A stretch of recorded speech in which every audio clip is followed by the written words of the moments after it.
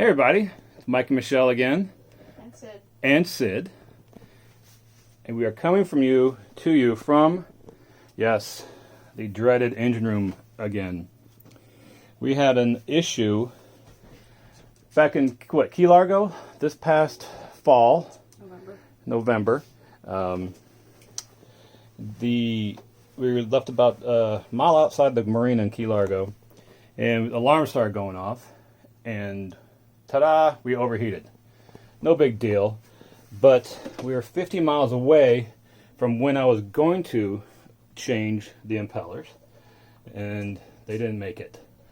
So some of you may or may not know, on the Cummins, it's right there.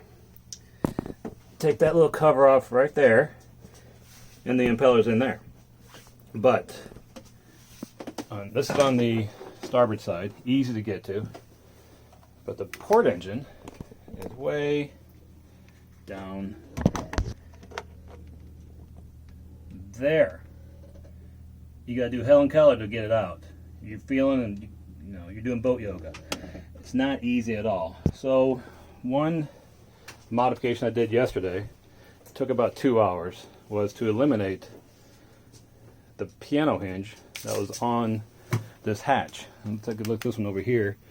The same, had about, upside down, about 10 or 12 of these little bolts, 9mm. But it makes it so much easier so much easier to work on this side of the engine. Before we had to take the couch out. And that, how was that, honey? Fun. No, it was not fun. This thing weighs a ton, and you can't get to it. It's bolted in, it's screwed in. It's actually pretty ugly. They call it, what do they call it? The Jackknifed Couch. And that's the football holding it up. But I took the cover off just to help get in there. But this is a great mod for any of Sea Ray 400 owners to get to. It helps. It's still a pain in the ass because it's way down in there, but it works. I just don't understand why engineers design stuff like that. They don't care because they're not going to be the one working on it. Another mod I did to these engines was right here. There used to be a giant cover covering the Serpentine Belt. That was one of the first things I took off because you couldn't even inspect the belt, let alone anything else down in there. That went promptly into the dumpster. But another thing that these engineers do that just despise them is that the Poop Express, the line that goes from the vacuum flush behind this firewall here. What's it called? It's called the Poop Express. I removed it. It was a 20-year-old line, and it was smelling, but it was routed around this engine, down, all the way down in there. And what a pain in the ass. Nobody's ever changed it because it was 20 years old and it smelled. But we put in composting toilets, but I don't want to talk about it. But some people, close friends, know that we have them, but they work great. Maybe I'll do a video on those later.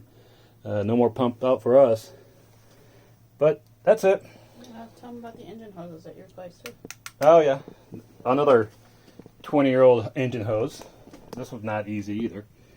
It was, well, all the hoses have been replaced, but the raw water intake one, that big black one down there, that was also 20 years old, and it was showing signs of weakness.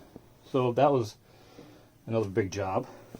But it works pretty good. Everything's running great. These engines are fantastic. What else? All hoses done. Yeah, the air conditioning hoses. Air conditioning hoses, those are done right there. Those are my 2 air conditioner lines for the raw water pump there. Because why? Because they can sink your boat. And we don't want that. But I just want to show you this mod I did. I think it very beneficial to any Sea Ray owner or anybody else. Just, they're production boats, so they don't care what they do. They just put them in. This is the old impeller, which still looks pretty good.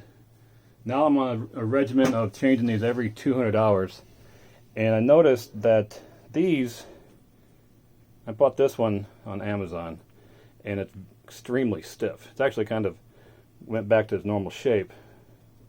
If these things sit in the pump for a long time, they get a memory. This one's very stiff. But the new ones I highly recommend. I buy them from Seaboard Marine out of San Diego. They seem to be a little bit more flexible. But yeah, cheap insurance. Just don't want to get towed in again.